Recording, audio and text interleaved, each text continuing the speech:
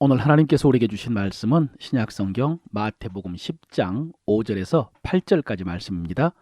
예수께서 이 12를 보내시며 명하여 이르시되 이방인의 길로도 가지 말고 사마리아인의 고을에도 들어가지 말고 오히려 이스라엘 집에 잃어버린 양에게로 가라.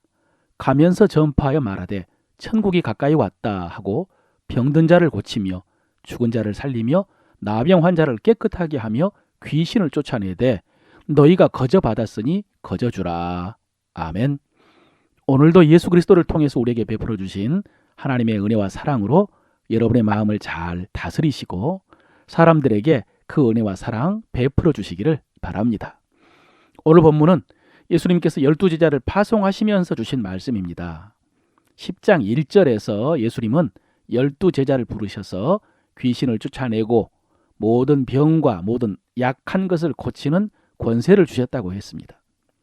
오늘 본문은 그 제자들을 세상으로 보내시면서 주신 말씀입니다. 그런데 오늘 예수님께서는 12제자에게 이방인의 길로 가지 말라고 하셨습니다. 사마리아인의 고을로도 가지 말고 오히려 이스라엘 집에 잃어버린 양에게로 가라라고 하십니다. 여러분, 이 말씀은 엄밀하게 말하면 이방인들에게 복음 전하지 말고 사마리아 사람들에게도 복음 전하지 말고 유대인들에게만 복음 전하라는 그런 말씀입니다. 엄밀하게 보면 그렇습니다. 그래서 이 말씀은 우리가 완전하게 이해하기 힘든 말씀입니다. 예수님께서도 차별하시나? 복음을 전하는데 가지 말라는 것은 무슨 말씀일까? 물론 여러분, 주님께서 그럴 리가 없습니다. 그리고 나중에 주님께서 예루살렘으로 올라가시는 길에 사마리아에도 제자들을 보내셨습니다. 그리고 승천하시면서 마지막 지상명령을 주실 때에도 예루살렘과 유대뿐만 아니라 사마리아와 땅끝까지 이르러 내 증인이 되라고 하셨습니다. 그래서 이방인과 사마리아인들에게 복음 전하지 말라라고 하신 것은 아닌데, 그러나 지금 먼저 유대인의 마을에 가서 복음을 전하라고 하신 것은 사실입니다. 다른 성경에도 보면 이런 비슷한 말씀이 있습니다. 바울도 복음을 전하면서 첫째는 유대인에게요, 그 다음이 헬라인에게라 그랬습니다. 이것은 분명히 복음 전파의 순서를 말하는 것입니다. 그래서 실제로 이방 땅에 가서 복음을 전할 때도 항상 바울은 유대인의 회당을 먼저 찾았습니다. 그러나 유대인들이 복음을 거부할 때 이렇게 말했죠. 하나님의 말씀을 마땅히 먼저 너희에게 전할 것이로되 너희가 그것을 버리며 영생을 얻기에 합당하지 않는 자로 자처하기로 우리가 이방인에게로 향하노라. 여기서도 바울이요, 하나님의 말씀을 마땅히 먼저 너희에게 전할 것이로되 그랬습니다. 그러니까 오늘 우리가 다 이해할 수 있는 것은 아니지만은 복음을 유대인, 이스라엘 백성들에게 먼저 전해야 하는 의미가 있는 것 같습니다. 이유가 있는 것 같습니다. 이것은 일단 유대인의 특별함입니다. 여러분, 복음에는 차별이 없지만 그러나 하나님께서 아브라함을 택한 것은 사실입니다. 하나님께서 아브라함과 약속하셨고 모세와 다윗과 언약을 맺으셨습니다. 그래서 주님이 유대인으로 나셨고 복음이 예루살렘에서 시작하였습니다. 여러분, 이것이 다 유대인의 특별함입니다. 그래서 오늘 주님께서도 먼저 이스라엘의 잃어버린 양들에게 가서 복음 전하라고 하셨고요. 바울도 유대인에게 먼저 복음을 전한 것 같습니다. 그러나 결과는 앞서 살펴본 것처럼 유대인들이 복음을 받아들이지 않았습니다. 지금 제자들이 이스라엘 백성들에게 하나님 나라 복음을 전했지만 결과적으로 유대인들은 예수님을 십자가에 못 박았죠. 사도 요한의 고백처럼 주님이 자기 땅에 오셨지만 자기 백성이 영접하지 않은 것입니다.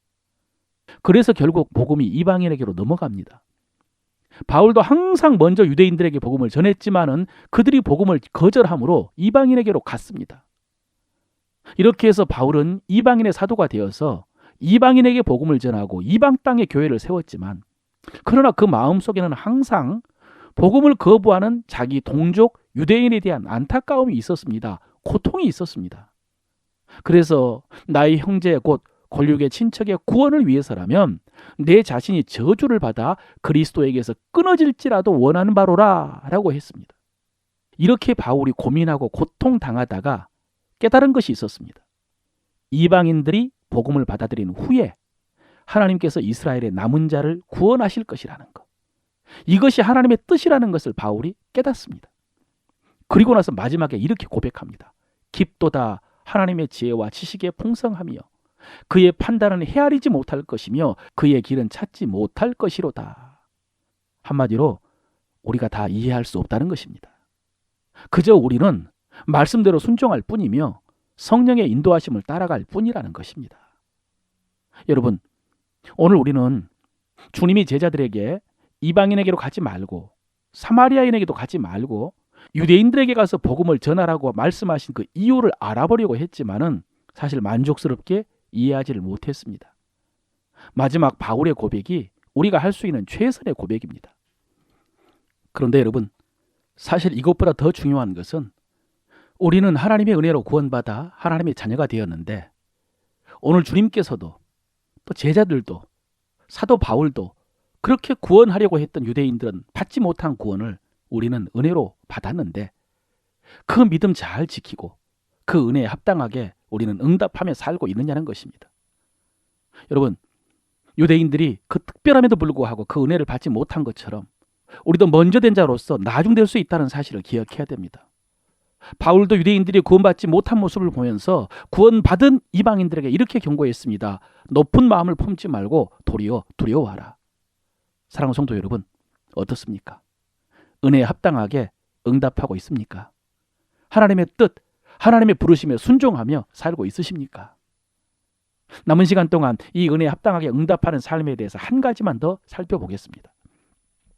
여러분, 주님은 제자들에게 권세와 능력을 주신 후에 이스라엘의 잃어버린 자에게로 보내시면서 천국 복음을 전하라고 하셨습니다. 그리고 병든 자를 고치고 죽어가는 영혼을 살리고 귀신을 쫓아내라 라고 하셨죠. 그런데 여러분, 사실 이 일은 먼저 주님이 하신 일이었습니다. 우리 주님이 9장 마지막에 우리 주님께서 지금까지 하신 사역을 요약한 말씀이 있는데 마태복음 9장 35절에 예수께서 모든 도시와 마을에 두루 다니사 그들의 회당에서 가르치시며 천국 복음을 전파하시며 모든 병과 모든 약한 것을 고치시니라 그랬습니다. 여러분, 이것이 지금까지 주님의 사역이었는데 오늘 주님께서 제자들을 보내시면서 명하신 것과 똑같습니다. 주님께서 이렇게 사역하셨는데 제자들에게도 그렇게 사역하라고 하신 것입니다. 여러분, 지금까지 주님께서 이렇게 사역하셨습니다. 그런데 그 주님께서 무리를 보시고 불쌍히 여기셨습니다. 무리들이 목자 없는 양과 같이 고생하며 내팽개쳐져 있었기 때문입니다. 그래서 제자들을 보내셔서 주님이 하신 일을 똑같이 하게 하신 것입니다. 그들에게 가서 천국 복음을 전하고 병을 고치고 마음을 회복하게 하신 것입니다. 그러므로 여러분, 주님이 12 제자에게 주신 사명이 오늘 우리에게 주신 사명이라고 했는데 우리가 이 사명을 잘 감당하기 위해서는 이 사역에 앞서서 이 무리를 불쌍히 여기신 주님의 마음이 먼저 우리에게 있어야 합니다.